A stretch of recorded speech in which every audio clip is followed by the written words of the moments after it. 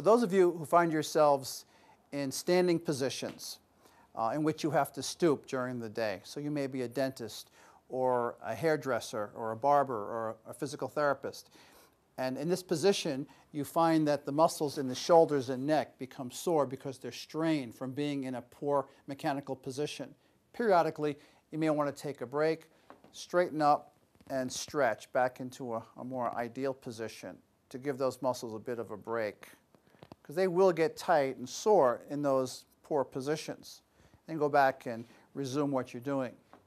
The other application for those who are standing in these types of positions is to train your body in correct body mechanics. Many of us think that our hips are up here by our waist, so when we bend at our spine, and we really should be bending at our hips.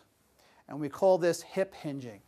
And if you find a nice stable position of the lower trunk and you use your hips instead, then you've given your lumbar, your low back area, a bit of a reprieve.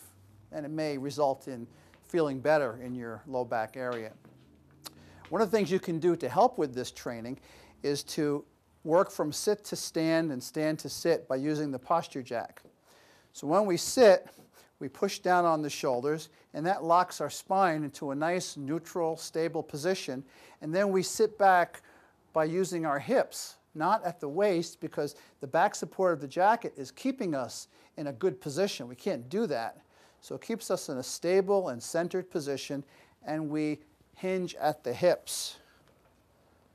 And then we stand up, and we work at the hips rather than at the waist. So my back is really protected when I learn how to move this way. So when I bend forward, it's all hips.